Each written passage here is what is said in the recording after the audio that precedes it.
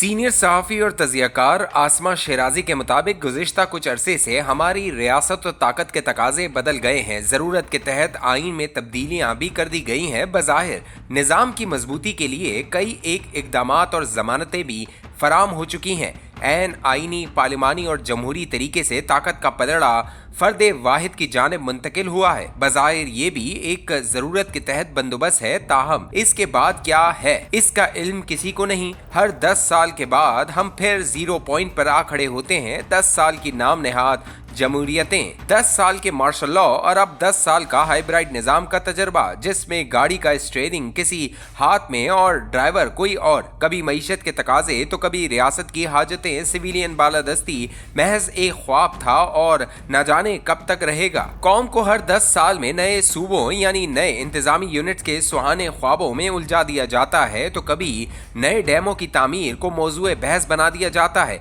और अब तो नए सूबों पर रेफरेंडम तक कराए जाने की खबरें हैं। सवाल वहीं का वहीं है कि ताकत के हुसूल के लिए तो नजरियात हैं, मगर अवामी राय की पजीराई के हुसूल के लिए कोई कोशिश मौजूद नहीं है। एक ही वक्त में IMF की रिपोर्ट का मंजर आम पर आना और साथ ही इख्तियारात पर कंट्रोल को मौजूए बहस बनाए जाना और फिर इख्तलाफात का सामने आ जाना क्या महज इत्तफाक है? अर्ज है कि मईशत की बेहतरी के लिए IMF की रिपोर्ट के बुनियादी नुकात पर अमल दरामद को महवर बनाए जाने की बजाय तमाम तनाज़ात की पटारी को एकदम खोल देना ताकत का इजहार तो हो सकता है, दानिशमंदी हरगिज नहीं। इससे सिवाय अफरा तफरी के और क्या हासिल होगा? सियासी मंजरनामे पर भी यकीनी के छाए बादल और जमीन पर तनाज़ात की धूल हर मंजर को धुंधला रही है। खैबर पख्तूनख्वा में अमन अमान की मखदूस सूरत हाल, जबकि अब गवर्नर राज की खबरें हालात को गंभीर बना रही हैं। दूसरी जानिब तहरीक इंसाफ किसी बड़े शोडाउन की तैयारियों में मसरूफ नजर आती है। एक तरफ तहरीक इंसाफ खैबर पख्तूनख्वा में नौजवान तलबा को मुतहरिक कर रही है, तो दूसरी तरफ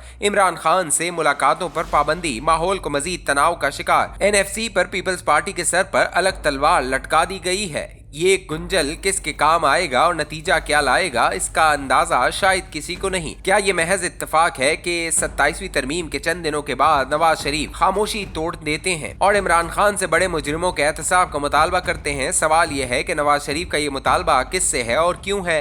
क्या नवाज शरीफ का मुक्तदरा से डू मोर का मुतालबा एक ऐसे वक्त में नहीं जब फौज के अंदर बड़े पैमाने पर इंतजामी तब्दीलियां रोनुमा हो रही हैं, जब एक साबिक DG ISI के एहतसाब का अमल अपने इख्तिताम को पहुंच रहा है और फैसला किसी भी वक्त मुतवक्को है? नवाज शरीफ एक ऐसे वक्त में इमरान खान को छोटा मुजरिम करार दे रहे हैं जब वो इख्तियार की सारी कुंजियां एक ही फर्द के हवाले अपनी मर्जी से कर चुके हैं और अब खुद को बरीउल ज़िम्मा करते हुए बाकी अयाम फकत याद अल्लाह में गुजारने पर इत्तफाक करने वाले हैं। प्रोजेक्ट इमरान खान के तमाम किरदारों के एहतसाब का मुतालबा करके यूं महसूस होता है कि नवाज शरीफ किसी को माफ करने के लिए तैयार नहीं है। तो क्या मुक्तदरा एहतसाब का मजीद बोझ उठाने के लिए तैयार है? क्या बज़ाहिर बेहतरीन नजर आते सिविल मिलिट्री ताल्लुकात में दरारें पड़ चुकी हैं? सियासत की बसात पर शतरंज की बड़ी चाल खेली जा चुकी है। अब इसमें कितने प्यादे मारे जाएंगे या शाह को मात मिलेगी, इसका फैसला वक्त और हालात करेंगे। सियासतदान अपनी जगह गंवा चुके हैं, अब आपस की आंख मचोली का क्या फायदा?